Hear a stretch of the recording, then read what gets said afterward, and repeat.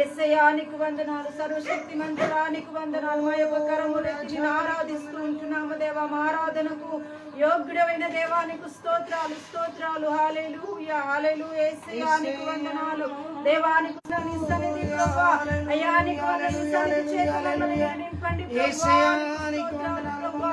జీవం కలిగిన దేవుడు, జీవాధిపతి అయినటువంటి దేవానికి స్తోత్రాలు తండ్రి. అయానికి వందనాలు చెల్లిస్తుంటున్నాము తండ్రి. దేవానికి వందనాలు. హల్లెలూయా హల్లెలూయా. రాజుల రాజు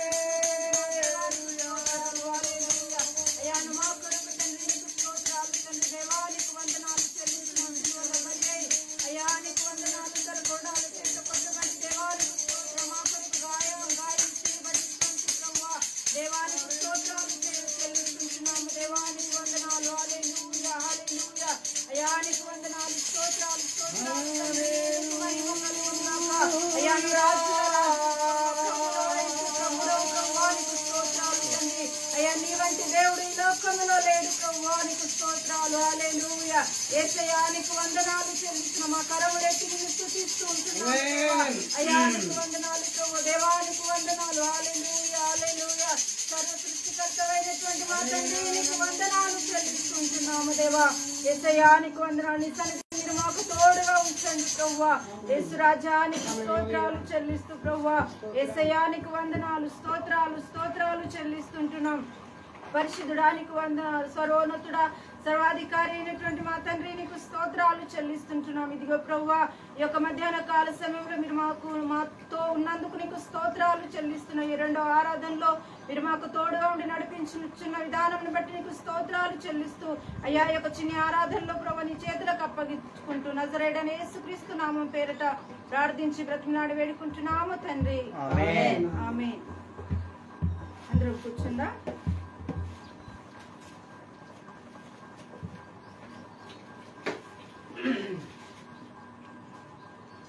దేవుని పరిశుద్ధ నామమునకు మహిమ ఘనత ప్రభావములు కలుగును గాక. హల్లెలూయా హల్లెలూయా.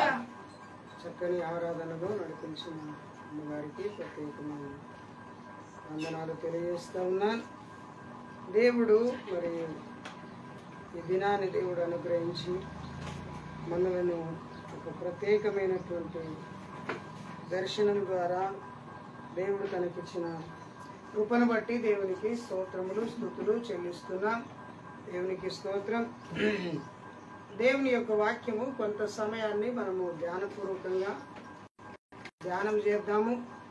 దేవుడు మనతో మాట్లాడాలని ఆశపడుతున్న ప్రతి మాట జీవము కలిగింది కనుక ఆ జీవము కలిగినటువంటి ఆ మాటను మనము ఈ రోజున ధ్యానం చేద్దాం. ఆ సంఘం గురించినటువంటి ప్రకటనలు కొన్ని మీకు గుర్తు చేయాలని ఆశపడుతున్నాను. మొదటి ప్రకటన మందిరం యొక్క పనులు, మరి ఇంకా కొన్ని అలాగే మిగిలి ఉన్నాయి. మరి మందిరం పనుల కొరకు మీకు ఫేస్బుక్లో ఉన్నటువంటి మీకు అందులో మీకు స్కానర్ ఉంటుంది, మొబైల్ నంబర్ ఉంటుంది. మీరు దేవుని మందిరానికి ఏదైనా సహాయం చేయాలని దేవుడు మిమ్మల్ని ప్రేరేపిస్తే తప్పకుండా మమ్మల్ని సంప్రదించండి. అదేవిధంగా మందిరంలో కొన్ని చైర్స్ కావాలి, అలాగనే ఫ్యాన్స్ కావాలి, అలాగనే ఫ్లోరింగ్ వర్క్ పూర్తి కావాలి. దాని కొరకు కూడా మీరు ప్రార్థించాలని ప్రభు పేరిట మనవి చేస్తూ ఉన్నాం. దేవునికి స్తోత్రం. హల్లెలూయా హల్లెలూయా. దేవుని యొక్క వాక్యము మనం కొన్ని మాటలను ఈ రోజున మనము ధ్యానం చేసుకుందాం. మార్కు సువార్త. దేవుని వాక్యాన్ని దయచేసి బైబిల్ గ్రంథమును తెరుచుకోనండి. దేవుని వాక్యము అందరూ తీసుకోవాలి. చదువు వచ్చినా రాకపోయినా మీ దగ్గర ఉన్న బైబిల్ గ్రంథాన్ని తెరిచి అలా పెట్టుకోవాలి. వాక్యం చదువుదాం. వాక్యము చదువుదాం. దైవలేఖనం మార్కు సువార్త 8వ అధ్యాయం 36వ వచనం 37వ వచనం ఒకడు చదువుదాం. ఒకడు సర్వలోకమును సంపాదించుకొని తన ప్రాణమును పోగొట్టుకొనుట వానికేమి ప్రయోజనము. మనుష్యుడు తన ప్రాణమునకు ప్రతిగా ఏమి ఇయ్యగలుగును. దేవునికి స్తోత్రం. హల్లెలూయా. దేవుని సంగమా, ఉదయకాలం మొదలుకొని మధ్యాహ్నం వేళ రెండవ ఆరాధనలో కూడి ఉన్నటువంటి మీకు మన ప్రభువుని ప్రియ రక్షకుడైన యేసు నామమున మీకు వందనాలు తెలియజేస్తున్నాను. మరి దేవుని యొక్క వాక్యములో ఈ రోజున వాక్యాన్ని మనం ఒకసారి పరిశీలన చేసినట్లయితే దైవలేఖనం మార్కు రాసిన సువార్త ఈ 8వ అధ్యాయములో చాలా విషయాలు మనకు కనబడతా ఉంటాయి. అందులో ప్రాముఖ్యమైనటువంటి విషయం యేసు ప్రభు ఒక గుడ్డివాన్ని బాగు చేయటం అనేది కనబడుతుంది. దాని తర్వాత మరి యేసు ప్రభును గురించినటువంటి బాప్తిస్మం ఇచ్చి యోహాను మరి యేసు ప్రభు ఎవరా అనేటువంటి ఆరా తీసినటువంటి సంగతి కూడా మనకు అక్కడ కనబడతా ఉంది. సో దేవుని సంఘముగా కూడి ఉన్నటువంటి మనం మరి దైవలేఖనంలో మార్కు సువార్తలో 8వ అధ్యాయం 36వ వచనములో చక్కగా ఒక మాట నా హృదయానికి తగిలినటువంటి ఒక మాట. ఒకడు సర్వలోకమును సంపాదించుకొని తన ప్రాణమును పోగొట్టుకొనుట వానికేమి ప్రయోజనం. ఏమండి, ఒకడు సర్వలోకమును సంపాదించుకొని తన ప్రాణము పోగొట్టుకొనుట వానికేమి ప్రయోజనం. మనుషుడి జీవితంలో ప్రాణము అనేది చాలా ప్రాముఖ్యమైనది. దేవుడు మనల్ని ఈరోజు ప్రాణముతో ఉంచాడు లేదా సజీవుడుగా ఉంచాడు అని మనం పలుకుతున్నప్పుడల్లా దేవునికి వేలాది స్తోత్రాలు మనం చెల్లిస్తూ ఉంటాం. అంటే ప్రాణము ఎంత విలువైనది అనే సంగతి మనకు తెలుసు. మన శరీరమునకు ఏదైనా గాయము తగులితే ఆ గాయమును మనం తట్టుకోలేము. అంతేకాకుండా మన మనస్సుకు ఏదైనా గాయము కలిగితే ఆ గాయమును మనము కట్టలేము. శరీరముగా ఉన్నటువంటి ఆ శరీరానికి బాధ లేదా గాయము ఇబ్బంది కలిగితే తట్టుకోలేము. అదేవిధంగా శరీరము, ప్రాణము, ఆత్మ చాలా ప్రాముఖ్యమైనది. బాగా గమనించాలి. శరీరంలో మరి ప్రాణము ఏ విధంగా ఉందో ఆత్మకు కూడా అదే విధంగా ఉంటుంది.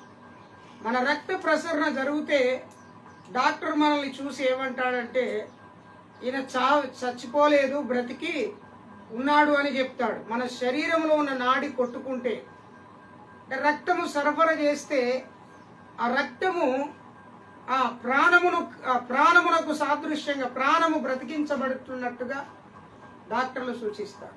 ప్రాణం చాలా ప్రాముఖ్యమైనటువంటి విషయం.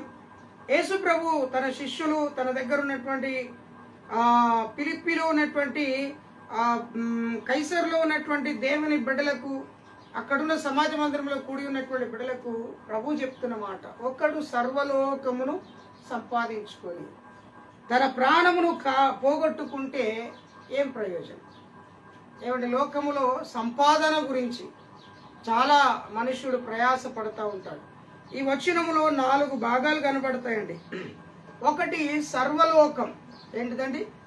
సర్వలోకం. చెప్పాలి, నోరుందా మీకు? ఒకటేంటిది చెప్పాలి? సర్వలోకం. మరి భూమి మీద ఉన్నటువంటి సమస్త దేశములు, సమస్త భూమి మీద ఉన్నటువంటి సమస్తము కూడా ఒక లోకం. ఏమంటే ఒక లోకం. లోకమందంతటా ఈ సర్వలోకము అనేది చాలా ప్రాముఖ్యం. దేవుడు సర్వశక్తిమంతుడు, సర్వాధికారి, సర్వజ్ఞుడు అని వాక్యం చెప్తుంది. మరి సర్వలోకముల గురించి యేసు ప్రభుల వారు అక్కడ 15వ వచనంలో ఇలా రాయబడి ఉంటది, మరియు మీరు సర్వలోకమునకు వెళ్ళి సర్వ సృష్టికి సువార్తను ప్రకటించు. సర్వం నేను చెప్పే మాటలు, ఇందులో ఉన్న 4 మాటలు చెప్పి నేను ముగిస్తాను. మొదటి మాట ఏంటిది? సర్వలోకం. యేసు ప్రభు ఏం చెప్పాడు? ఈ లోకములో ఉన్నటువంటి మనుషులకు, ఈ లోకములో ఉన్నటువంటి ప్రతి దేశానికి, ప్రతి రాష్ట్రానికి, ఈ లోకములో ఉన్నటువంటి ప్రతి ప్రాంతానికి, అది కొండ జాతి ప్రాంతమైనా, సస్యశ్యామలము కలిగిన ప్రాంతమైనా, ధన సంపద కలిగిన ప్రాంతమైనా, దిక్కులేని ప్రాంతమైనా, వాట్ ఎవర్ మే బి, అది ఏ ప్రాంతమైనప్పటికైనా సరే సర్వలోకములో, అంటే ఈ లోకములో ఉన్న సమస్త దేశములు కూడా ఒక లోకం. మరి లోకములో ఉన్నటువంటి వారికి యేసు ప్రభు ప్రత్యేకమైన మాట తెలియపరుస్తున్నాడు. ఏమని తెలియపరుస్తున్నాడు? మీరు సర్వలోకమునకు వెళ్ళి సర్వ సృష్టికి సువార్తను ప్రకటించు. అంటే సర్వలోకములో అన్నీ ఉన్నాయి, కానీ సువార్త ప్రకటించేవారు లేరు. సువార్త ప్రకటించగలిగిన వ్యక్తులు ఖచ్చితంగా కావాలి. అది దేవుడి యొక్క ఆలోచన, అది దేవుడి యొక్క తలంపై ఉన్నది. అంటే ప్రతి మనుషుడు తన సర్వలోకమును సంపాదించుకోవడానికి, లేకపోతే సర్వలోకమును తాను సంపాదించుకొని తన హృదయాన్ని, తన జీవితాన్ని ముందు పెట్టుకొని నడుచుకోవాలని అనుకునేటువంటి వ్యక్తి ఈ మాటను శ్రద్ధగా వినాలి. సర్వలోక ప్రభు చెప్పిన మాట, మీరు లోకానికి వెళ్ళి, సర్వలోకానికి వెళ్ళి సర్వ సృష్టికి మీరు సువార్తను ప్రకటించాలి. ఏ సువార్త ప్రకటించాలి? ఏ సువార్త? సువార్త అంటే ఏంటిదో తెలుసా? యేసు ప్రభు యొక్క జననం, యేసు ప్రభు యొక్క మరణం, యేసు ప్రభు యొక్క పునరుద్ధానం, ఈ మూడిటిని కలిపి బోధించే మాటనే సువార్త.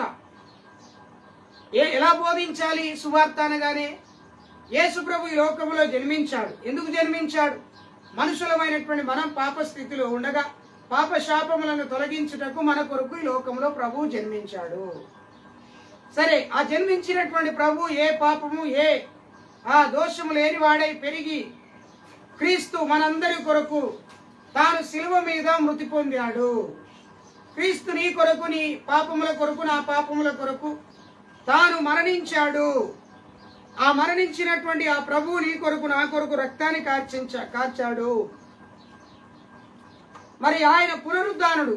ఆయనకు మరణించినటువంటి ప్రభు సమాధి చేయబడి, ఆయన సమాధి చేయబడిన 3వ దినమున తిరిగి లేపబడి పునరుద్ధానుడు అయ్యాడు. అలాగునే నీవు కూడా నీ పాప స్థితిని ఒప్పుకొని నువ్వు పరిశుద్ధపరచబడి క్రీస్తులో బాప్తిసం పొందితే నీ జీవితంలో పరిశుద్ధతలోనికి నువ్వు నడిపించబడతావు. అలాగునే క్రీస్తు పునరుద్ధానుడని, క్రీస్తు నీ కొరకు మరణించాడని, క్రీస్తు నీ పాపముల కొరకు పుట్టి ఉన్నాడని నువ్వు ఒకవేళ నమ్మి విశ్వసించిన ఎడల ఆయనతో కూడా నీవు పునరుద్ధానుడు అవుతావు. ఆయనతో, ఆయన రాజ్యంలో నీవు ఉంటావు అని చెప్పేదే సువార్త. సువార్త. మనకు లోకములో ఉన్న అన్ని వార్తలు తెలుసు. సీరియల్ వార్తలు తెలుసు, టీవీ వార్తలు తెలుసు, మొబైల్ వార్తలు తెలుసు, పిల్లవాడి గురించిన వార్తలు తెలుసు, తల్లిదండ్రుల గురించిన వార్తలు తెలుసు, స్కూల్ గురించిన వార్తలు తెలుసు, కాలేజ్ గురించిన వార్తలు తెలుసు, యవనస్తుల గురించిన వార్తలు తెలుసు. కానీ అసలైన వార్త ఏంటిదంటే సర్వ సృష్టికి వెళ్ళి నీవు సువార్తను ప్రకటించే వార్త నీకు తెలియదు. కాబట్టి అది నువ్వు చేయాలి, అది నువ్వు జరిగించాలి అని దేవుని యొక్క ప్రణాళిక, దేవుని యొక్క ఉద్దేశమై ఉన్నది అనేటువంటి సంగతిని మీకు గుర్తు చేస్తున్నాను. సర్వలోకములకు వెళ్ళి సర్వ సృష్టికి నీవు సువార్తను ప్రకటించాలి. మత్తయి సువార్తలో అదే మాట ఏమని రాయబడ్డదంటే 28వ అధ్యాయం ఒకసారి తీయండి. ఒకసారి మత్తయి సువార్తలో 28వ అధ్యాయములో ఒక చక్కని మాట ఉంటుంది. ఏమని ఉంటుంది చదవండి. 28వ అధ్యాయము 18వ వచనం. అయితే యేసు వారి యొద్దకు వచ్చి, పరలోకమందును భూమి మీదను నాకు సర్వ అధికారము ఇవ్వబడింది. అంటే అక్కడ మార్కు సువార్తలు ఏమని చెప్తున్నాడు? మార్కు భక్తుడు ఏమంటున్నాడండి? అక్కడ ఏమంటున్నాడు? మీరు సర్వలోకానికి వెళ్ళి సువార్తను ప్రకటించాలి అంటున్నాడు. ఇక్కడ ఏమంటున్నాడు? మత్తయి భక్తుడు ఏమంటున్నాడు? మత్తయి సువార్తలు ఏమంటున్నాడండి? మీరు భూమి మీదను పరలోకమందును నాకు సర్వ అధికారము నాకు ఇవ్వబడింది. అంటే దేవునికి సమస్తమైనటువంటి అధికారము ఇవ్వబడింది. మనుషులను క్షమించుటకు, మనుషుల పాపముల నుండి విడిపించుట కొరకు, మనుషుల యొక్క జీవితములో పరిశుద్ధమైన బాటలో నడుచుట కొరకు యేసు ప్రభుల వారు చెప్పిన మాట ఏంటంటే నాకు సర్వ అధికారము ఇవ్వబడింది. చూడండి, సర్వాధికారం ఇవ్వబడింది. ఆయన సర్వశక్తిమంతుడు. చూడండి, యెషయా గ్రంథంలో ఒకసారి చూద్దాం. ఒకసారి ఆ మాట కూడా మనం చూసి ముందుకు వెళ్దాం. దేవునికి స్తోత్రం. యెషయా గ్రంథము 9వ అధ్యాయంలో ఉంటది. దేవునికి స్తోత్రాలు కలుగును గాక. 9వ అధ్యాయం 6వ వచనం ఏమని ఉన్నది అక్కడ? ఆయన భుజముల మీద రాజ్యభారం ఉండెను. ఏలయనగా మనకు శిశువు పుట్టెను, మనకు కుమారుడు అనుగ్రహించబడెను. ఆయన భుజముల మీద రాజ్యభారం ఉండును. ఆయన ఆశ్చర్యకరుడు, ఆలోచనకర్త, బలవంతుడగు దేవుడు, నిత్యుడగు తండ్రి, సమాధానకర్త అగు అధిపతి అని అతనికి పేరు పెట్టబడి ఉన్నది. దేవునికి స్తోత్రం. హల్లెలూయా.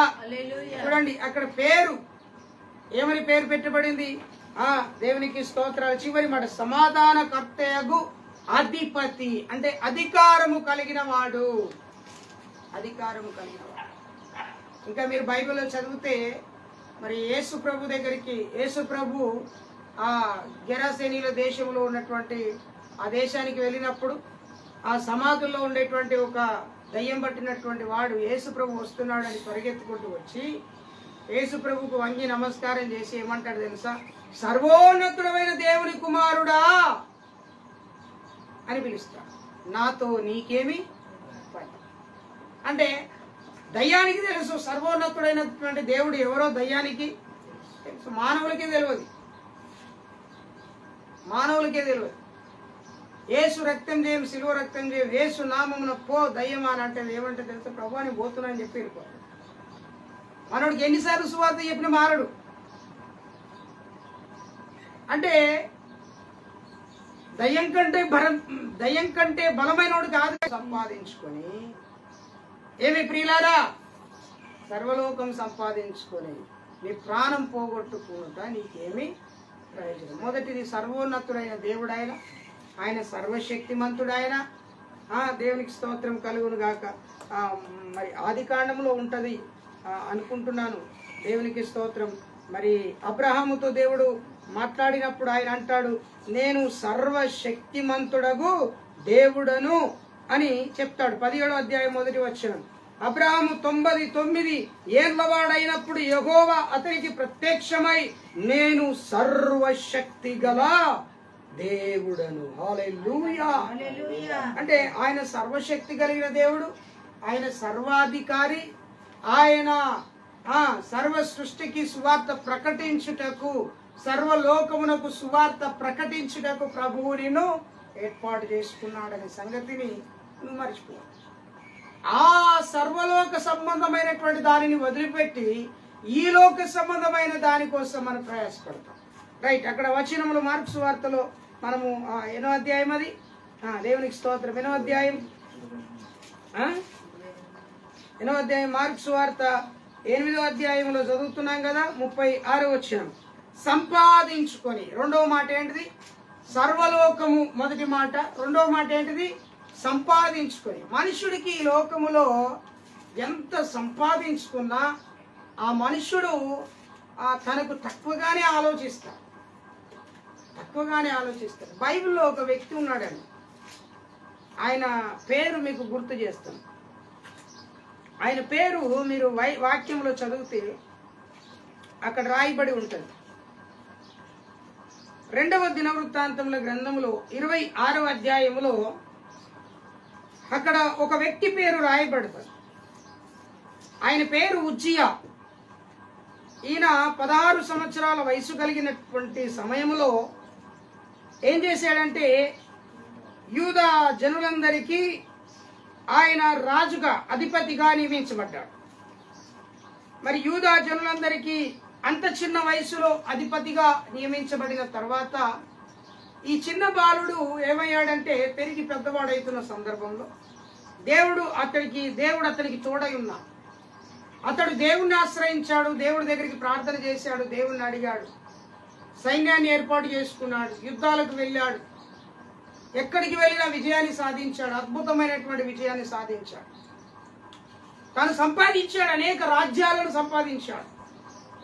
చిన్న వయసులోనే 16 సంవత్సరాల వయసులోనే ఒక రాజ్య పరిపాలన చేశాడు. ఆ రాజ్యము ద్వారా అనేకమైనటువంటి రాజ్యాలను ఏం చేశాడండి? సంపాదించాడు. బైబిల్లో చాలా ఉపమానాలు ఉన్నాయి. నాణెములు సంపాదించుకునేవాడు, తలాంతులు సంపాదించుకునేవాడు, ఉపమానాలు ఉంటాయి. ఈయన మాత్రం రాజ్యాలను సంపాదించుకున్నాడు. ఈయన అనుకున్నాడు, దేవుడు నన్ను ఆశీర్వదించాడు, నాకు ఎదురు ఇంకొకడు లేనే లేడు. ఇలాగే అనుకున్నాడు. కొంతమందిని దేవుడు ఆశీర్వదించేసరికంటే, వారు బాగా సంపాదించేసరికంటే ఏమనుకుంటారు? నా ఎంత గొప్పోడు లేడనుకుంటాడు. దేవునికి స్తోత్రం. నా ఎంత గొప్పవాడు లేడు అని అనుకుంటాడు. నా ఎంత ఉన్నతమైన వాడు లేడు అని అనుకుంటాను నేనే సంపాదించేవాడిని, నేను నెలకు 1,00,000 సంపాదిస్తున్నా, 2 లక్షలు సంపాదిస్తున్నా, 4 లక్షలు సంపాదిస్తున్నా, నా సంపాదన ఎంత గొప్పదో తెలుసా? బైబిల్ ఏం చెప్తుంది తెలుసా? నువ్వు ఎంత సంపాదిస్తున్నావో అనేది దేవుడు చూడాడు, కానీ నువ్వు సంపాదిస్తున్న దానిలో నుండి దేవుడికి ఇస్తావు చూడు, అది చూస్తాడు దేవుడు. పాయింట్ క్యాచ్ చేసుకోవాలి ఎప్పుడైనా.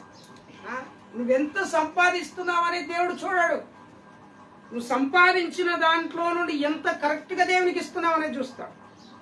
1,00,000 సంపాదించి 1,000 రూపాయలు కానికిస్తే అది 10,000 జీతం మార్చేస్తాడు దేవుడు. సూపర్వైజర్ ఉన్నోడిని ప్యూన్గా చేసేస్తాడు దేవుడు. ఆయనకు అసాధ్యమైనది ఈ లోకంలో ఏదో లేదు. సో సంపాదించుకున్నాడు ఈ ఉజ్జియా కూడా, రాజ్యాలను సంపాదించాడు. యుద్ధానికి వెళ్తే అందరు ఓడించారు. ఎక్కడికి వెళ్ళిన విజయం. చూడండి అక్కడ కొన్ని మాటలు చదువుతా. 5వ వచనం ఒకసారి చదవండి ఒకసారి. దేవుని ప్రత్యక్షత విషయమందు తెలివి కలిగిన జకర్యా దినములలో అతడు దేవుని ఆశ్రయించెను. అతడు యెహోవాను ఆశ్రయించినంత కాలము దేవుడు అతనిని వర్ధిల్లా అంటే ఆశీర్వదించాడు. ఎలాగో ఆశీర్వదించాడు? అతడు ఎక్కడికి వెళ్ళినా, ఎవరితో యుద్ధము చేసినా ఆ యుద్ధములో విజయాన్ని సంపాదించుకున్నాడట. యుద్ధములో విజయాన్ని సంపాదించుకొని అద్భుతమైనటువంటి రాజ్యాన్ని స్థాపించుకున్నాడు. ఏమండి ప్రియులారా, అద్భుతమైన రాజ్యాన్ని సంపాదించుకొని ఆయన ఏమనుకున్నాడంటే స్థిరపడ్డాడిగా. నాకు ఎదురైనటువంటి వ్యక్తులు ఈ లోకంలో ఎవ్వరు లేరనుకున్నారండి. చూడండి అక్కడ 16వ వచనం చదువు బిడ్డ, 16వ వచనం చదువు. దేవునికి స్తోత్రం. అక్కడ ఉంటుంది వచనం. అయితే అతడు స్థిరపడిన తర్వాత అతడు మనస్సున గర్వించి చెడిపోయేను. ఏం చేశాడు?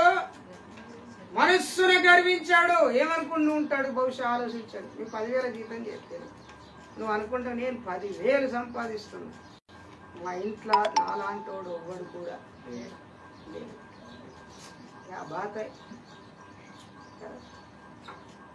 అది కాస్త ఒక సేవకుడు అంటాడు, కన్నులు ఇక్కడ ఉంటేనే బాగుంటుంది, కన్నుల జాగలో కన్నులే ఉండాలి. అవి పైకెక్కితే ఏమవుతుంది? గుడ్డోడు అవుతాడు. అది ఇంకా కొంచెం పైకెక్కితే నడక మర్చిపోతాడు. ఇంకా జర పైకెక్కితే అసలు కిందే ఉన్నదో కనబడదు. అది వెనక్కి వెళ్ళిపోయినాయి అనుకో కళ్ళు, అసలు వాడు ఎక్కడ ఉంటాడు తెలియదు. ఇక్కడ ఉజ్జియా స్థిరపడ్డాడు. ఎలా స్థిరపడిపోయాడు? ఎక్కడికి వెళ్ళిన దేవుడు తోడైనాడు, స్థిరపడ్డాడు. యుద్ధంలో విజయం, ఏ రకమైనటువంటి ఇబ్బందులు ఆయనకు లేవు. ఎక్కడికి వెళ్ళినా యుద్ధంలో గెలిచి వస్తున్నాడు. అతడు స్థిరపడ్డ తర్వాత అతడు మనసులో గర్వం వచ్చిందట. ఏమండి, సంపాదించుకున్న వాళ్ళందరికీ, సంపాదన చేసిన వాళ్ళందరికీ ఉండే బీమారు ఏంటిదంటే గర్వం అనే బీమారు ఉంటుంది. ఒక ఉద్యోగి ఒక పాస్టర్ని చులకనగా చూస్తాడు. ఎప్పుడు మా ఇంటికి వస్తాడు కానుక కోసం. గతంలో కృష్ణం రాజు అని ఒక దైవ భక్తుడు ఉండేవారు. ఎక్కడ అంటే పోచంపాడు మాదాపూర్లో. సేవకుడు ఉదయాన్నే వెళ్ళి ఆయన ఇంటి ముందు క్యూ కట్టేవాడు. ఉదయాన్నే వెళ్ళి క్యూ కట్టేవాడు. ఆవిడ చాలాసార్లు సభలు జరిగాయి. నేను కూడా చాలాసార్లు సభలకు వెళ్ళాను. ఒక రోజున నేను దేవుని మందిరం, అప్పటికి మాకు మందిరం కాలేదు. మందిర నిర్మాణం కోసం రేకుల నిమిత్తం ఆయన దగ్గరికి వెళ్ళాను. అయ్యా, మా మందిరానికి రేకులు మీరు సహాయం చేయండి అయ్యా అని అంటే, అయ్యా ప్రార్థన చేస్తాం, దేవుడు మాకు ఇస్తే సహాయం చేస్తాం అని చెప్తాను. నాకు తెలిసి ఇంతవరకు మాకు మందిరం అయిపోయింది, ఆ రేకుల మందిరం అయిపోయింది. తర్వాత కొత్త మందిరం కట్టాం. ఆ తర్వాత మందిరము ఆ పనులన్నీ అయిపోయినాయి. ఆ దేవుని కృపను బట్టి ఆ మందిరం కాకుండా ఇంకో మందిరం కట్టాం. ఇవన్నీ జరిగినాయి, కానీ ఆయన దగ్గర నుండి ఇప్పటి వరకు ₹1 కూడా రాదు. సంపాదించాడు, దేవుని సేవకులకు ఖర్చు పెట్టాడు.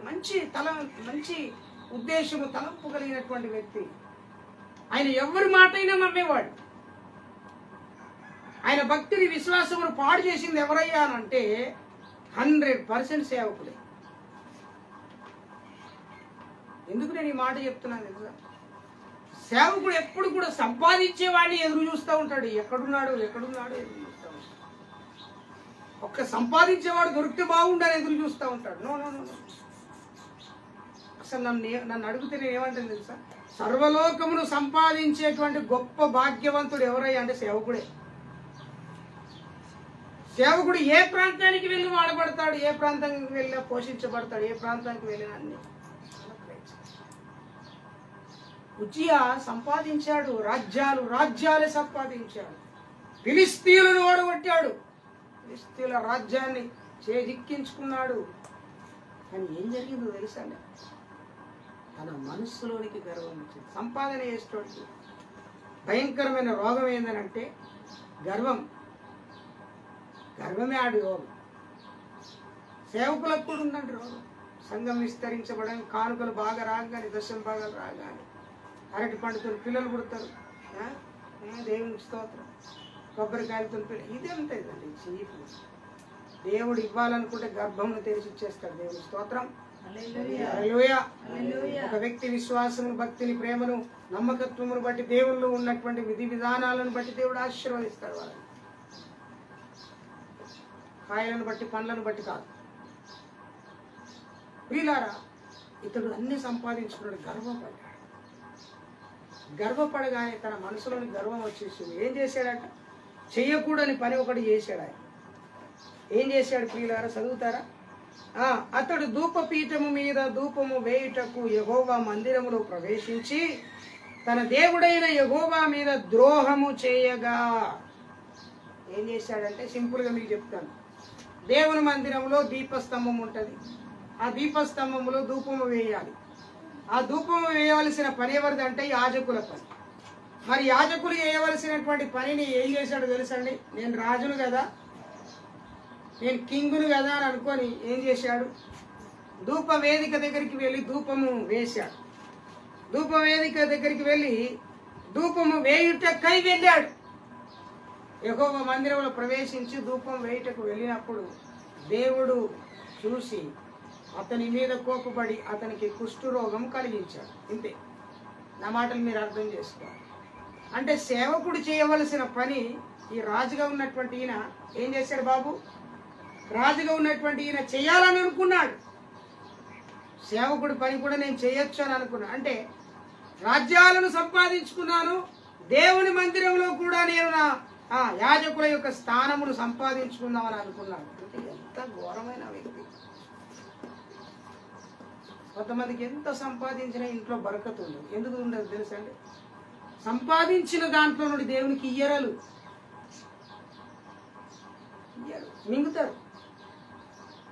జీతం రాగానే కిలో మటన్ తెచ్చుకొని మంచిగా తిని, జీతం రాగానే గుర్తుపెట్టుకోలేదు, విశ్వాసులారా మీ అందరికి చెప్పుకుంది, జీతం రాగానే జీతములో నుండి మొదటి భాగం 10వ వంతు దేవుని సన్నిధిలో తీసి దేవుని సన్నిధికి తీసుకురా. అది నీ బాధ్యత. యాజకులు పోషించబడాలి, లేవీయులు పోషించబడాలి. అంటే ఎవరు పోషించాలి? ప్రత్యక్షపు గుడారం యొద్దకు వచ్చినటువంటి ఇశ్రాయేలు ప్రజల్లో ఉన్నటువంటి 10 గోత్రముల వారు యాజకులను, లేవీయులను పోషించాలి.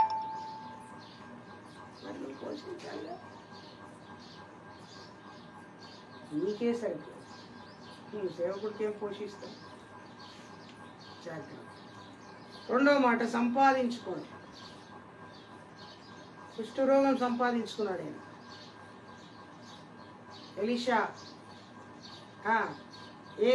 ఎలీషాల గురించి మనం చదివితే అక్కడ మనకు కనబడుతుంది. నయమాను అనేటువంటి ఒక కుష్ఠరోగం కలిగిన వాడు దైవజనుడి దగ్గరికి వస్తాడు. మీకు తెలుసు కదా, దైవజనుడి దగ్గరికి. రాజుల మొదటి గ్రంథం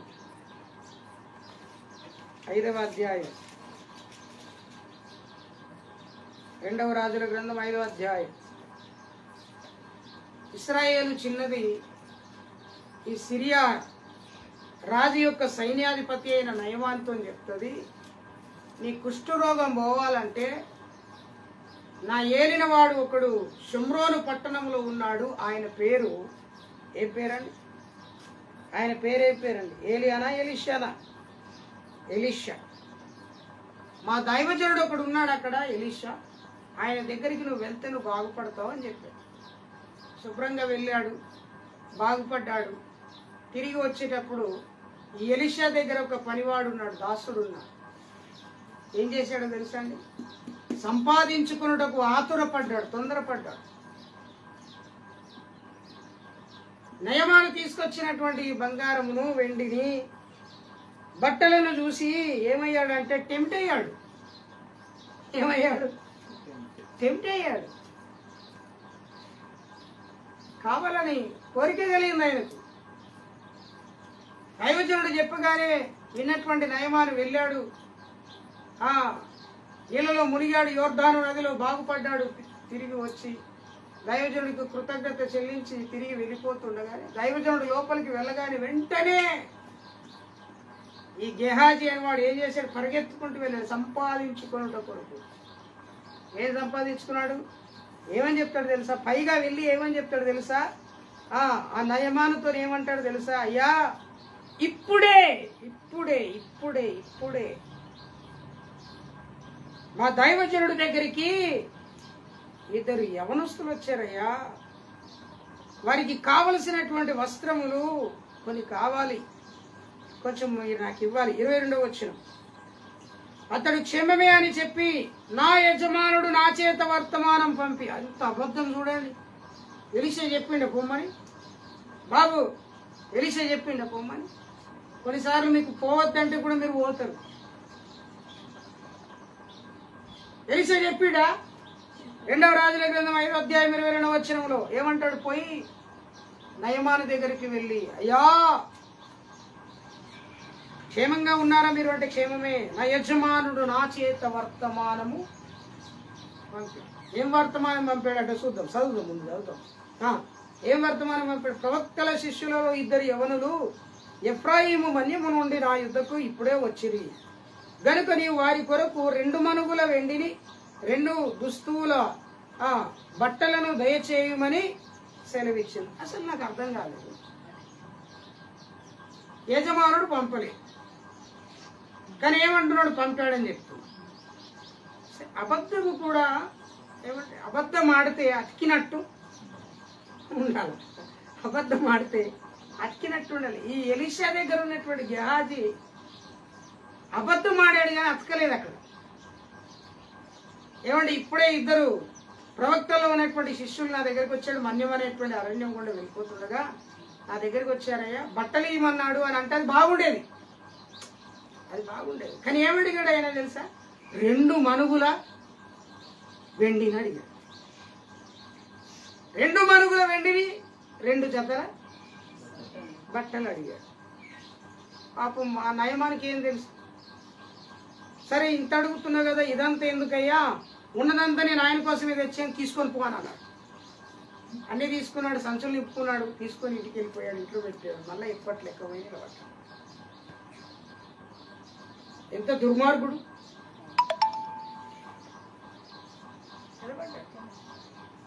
అప్పుడు దైవజనుడు లోపల నుండి బయటికి వచ్చి ఏమంటున్నాడంటే, గెహాజీ నువ్వెచ్చటి నుండి వచ్చితివి. నువ్వెచ్చటి నుండి వచ్చావు అంటే ఏమంటాడు? దైవజనుడా నేను ఇచ్చటి నుండి ఎచ్చటికి పోలేదు, ఇచ్చటనే ఉంటిని. ఎంత మంచి ఇచ్చటి నుండి ఎచ్చటికి నేను పోలేదు కానీ ఇచ్చటనే ఉంటిని. అప్పుడు దైవజనుడు అంటాడు ఏమని తెలుసా? గెహాజీ నీవు వెళ్ళినప్పుడు నా మనస్సు నీతోని రాలేదా? ద్రవ్యమును, వస్త్రములను, ఒలీవ చెట్లను, తోటలను, ద్రాక్ష తోటలను, గొర్రెలను, ఎడ్లను, దాసీలను సంపాదించుకొనుటకు ఇది సమయమా? ఇప్పుడు మనం ఏం మాట్లాడుతున్నాం? సమయం గురించి మాట్లాడు, సంపాదించుట గురించి మాట్లాడాలి. సర్వలోకం అయిపోయింది, ఇప్పుడు సంపాదించు. ఇంకా టైం ఉంది లేదు. గెహాజీతో ప్రవక్త ఏమంటున్నాడు? నువ్వు దాసదాసీలను, ద్రవ్యమును, వెండిని, బంగారమును, దుస్తులను, గొర్రెలను, మేకలను, మందలను సంపాదించుకున్నటకు ఇది సమయమా? కొంతమంది సమయానికి మందిరానికి రారుగా, సమయానికి పోవాలని చెప్తారు. మన సంఘంలో ఒక ఆయన ఉన్నాడు, అందరూ ప్రార్థన ఆరాధన అంతా అయిపోయిన తర్వాత వాక్యం చాలా ఏముంది వస్తాడు. మన వాక్యం చాలా అయిన తర్వాత వాక్యం అయిపోకముందే ఇంకా అయిపోతలే పక్కన ఉన్న ఏం చేస్తూ ఉంటాడు, గుచ్చుతూ ఉంటాడు. వారు కూడా జిహాజీలు అంటోళ్ళే.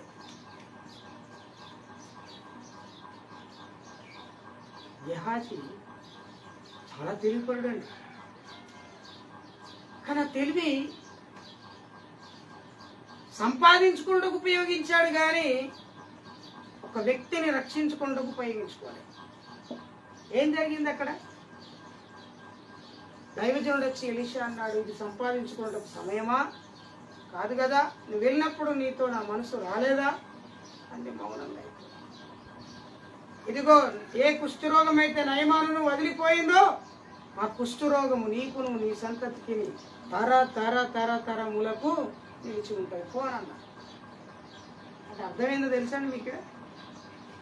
అంటే నయమాను కుష్ఠరోగం పోగొట్టుకున్నాడు, గెహాజీ తగిలించుకున్నాడు. కొంతమందికి సంఘంలో దయ్యం పట్టిన వాళ్ళు వస్తే దయ్యం ప్రార్థన చేస్తే వాళ్ళకి పోతుంది, ఇంకొకలో పడుతుంది. సిచ్యువేషన్ అదే. సంపాదించుకున్నాడు. ఉజ్జియా కుష్ఠరోగం సంపాదించుకున్నాడు, గెహాజీ కూడా కుష్ఠరోగం సంపాదించుకున్నాడు. ఇంకా ముందుకు వెళ్దాం. అడున్నాం మనం 8వ అధ్యాయం 36వ వచనం. 4 విషయాలు ఉంటాయని చెప్పింది. ప్రాణమును పోగొట్టుకొనుట వానికి ఏమి ప్రయోజనం? ప్రాణం ఆల్రెడీ చెప్పాను మీకు. మనుషుడి యొక్క దేహములో శరీరము, ప్రాణము, ఆత్మ చాలా ప్రాముఖ్యం. ఏమండి, ప్రాణము పోయింది అని ఎట్లా గుర్తుపడతారు? గుండె ఆగిపోయి చచ్చిపోతే, నాడి కొట్టుకోకపోతే, గాలి ఆడకపోతే, దమ్ము తీసుకోకపోతే ఏమవుతాడు? చచ్చిపోయిందని చెప్తాడు. అంటే ప్రాణం రక్త ప్రసరణ ఆగిపోతే ప్రాణం పోయిందని చెప్తారు. ప్రాణ ఆత్మ దేహం. నీ దేహము పనిచేయాలంటే నీకు ప్రాణం కావాలి. నీ ప్రాణం పనిచేయాలంటే ఆత్మ కావాలి, జీవాత్మ కావాలి. గుడ్. ప్రాణము, ఆత్మ, దేహం. దేహములో ప్రాణము, ఆత్మ ఉంటేనే దేహం పనిచేస్తుంది. దేహం ఉండి ప్రాణం ఉండి ఆత్మ లేకపోతే పని. దేహం ఉండి ఆత్మ ఉండి ప్రాణం లేకపోతే పని. అందుకే ప్రాణమును నువ్వు కాపాడుకోవాలి. దేని కొరకు కాపాడాలి? సువార్త ప్రకటించుట కొరకు, ప్రజలను దేవుని యొద్దకు నడిపించుట కొరకు నీ ప్రాణమును సిద్ధపరచుకోవాలి. నీ ప్రాణాన్ని ఏం చేసుకోవాలి? సిద్ధపరచుకోవాలి. Thank you Jesus. భక్తుడైనటువంటి దావీదు అంటాడు, నా ప్రాణము నాలో కృంగి ఉన్నది, నా ప్రాణమా యెహోవాను సన్నుతించుము, ఆయన చేసిన ఉపకారములలో దేనిని మరవకుము. Thank you lord. నీ ప్రాణం కృంగిపోకుండా చూసుకో. నీ ప్రాణమును నువ్వు కాపాడుకో. దేని కొరకు కాపాడాలి? సువార్త ప్రకటించు, ఆత్మలను సంపాదించిన కొరకు, భారము కలిగి ప్రార్థించిన కొరకు, బాధ్యత కలిగి వివరించిన కొరకు, దేవుని కొరకు నిలబడుట కొరకు నీ ప్రాణాన్ని కాపాడుకో. చివరి మాట, ప్రయోజనము. వానికి ఏమి ఏం ప్రయోజనం? తన ప్రాణాన్ని సర్వలోకం సంపాదించుకొని ప్రాణం పోగొట్టుకుంటే వాడికి ఏం ప్రయోజనం? అన్ని సంపాదించుకొని ప్రాణం పోతే ఏం లాభం? నీకు ప్రయోజనమైన దానికోసం నువ్వు పరిగెత్తాలి. 10,000 రూపాయలు పెట్టి, లేకపోతే 20,000, 30,000, 40,000, 50,000 పెట్టి నిన్ను చదివిపిస్తున్నటువంటి మీ తల్లిదండ్రులు నీ చదువు కొరకు వారు ప్రయాసపడి అన్ని చేస్తూ ఉంటే నువ్వు చదవకపోతే నీకు ఏం ప్రయోజనం?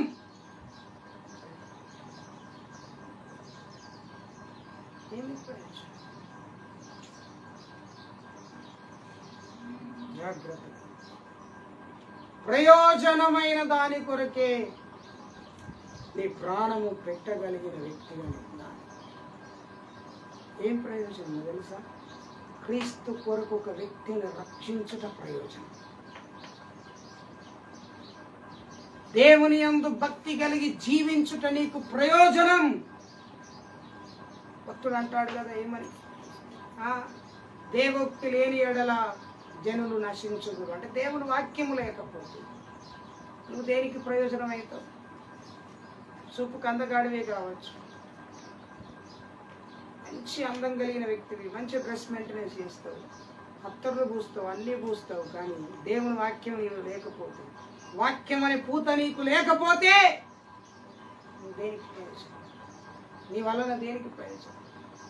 ఒక తల్లిదండ్రులుగా పిల్లలు కష్టపడి పనిచేసి కుటుంబాన్ని ఒక మంచి చక్కదిద్దాలనేటువంటి ఆలోచన కలిగి ఉన్నటువంటి పిల్లల ఎడల తల్లిదండ్రులు సమానుకూలంగా స్పందించకపోతే, ఓ తల్లిదండ్రులారా మీకేమి ప్రయోజనం?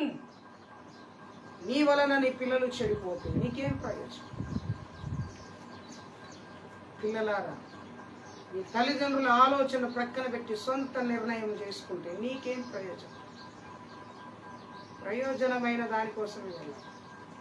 ప్రయోజనం కనుక ఈ రోజున దేవుడు మన మనసులో నుండి తన వాక్యంలో నుండి కొన్ని మాటలు మనం గుర్తు చేస్తాడు. సర్వలోకం సువార్త ప్రకటించాలి, సంపాదించాలి, ఆత్మలను సంపాదించాలి. యేసు ప్రభు అన్నాడు, ఇది కోతకు సమయం, పనివారు ఇంకా కొదువుగా ఉన్నారు, కావాలి పని.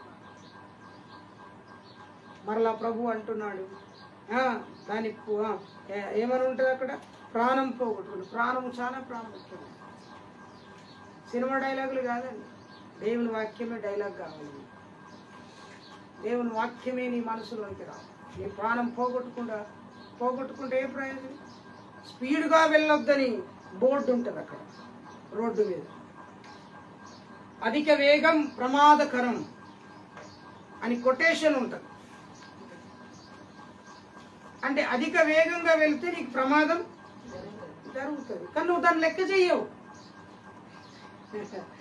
60 నంబర్ అక్కడ ఉంటుంది అంటే దాని అర్థం 60 స్పీడ్ లోపలనే నువ్వు అక్కడికి ప్రయాణం చేయాలి. 120 పోతే ఉండవు, ప్రాణం ఏమైతుంది? పోతుంది. ఈ ప్రాణాన్ని దేవుడు దక్కించుకున్నాడు, కానీ నువ్వు పోగొట్టుకున్నావు. దేనికి ప్రయోజనం? ఒకసారి పరిశీలన చేసుకుందాం.